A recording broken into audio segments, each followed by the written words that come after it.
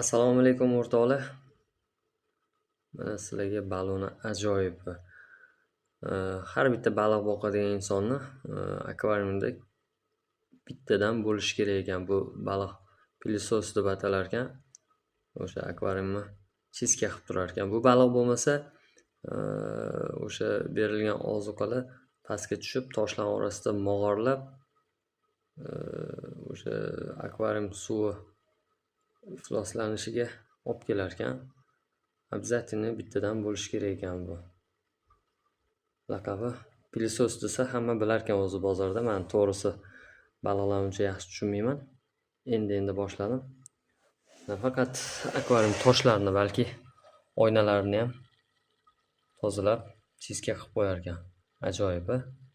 Ko'rinishi ham o'zgacha. Bu hech qanaqa ziyoni yo'q boshqa baliqlarga. Xishnik hisoblanmaydi. Uni xishnik varianti ham bor ekan.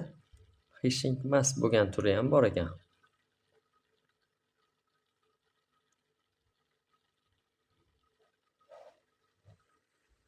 Mana ko'rishingiz mumkin. Tetra baliqlari bilan xalq tilida oltin baliq deyiladi. Mana oltin baliqlar bilan birga bitta akvariumda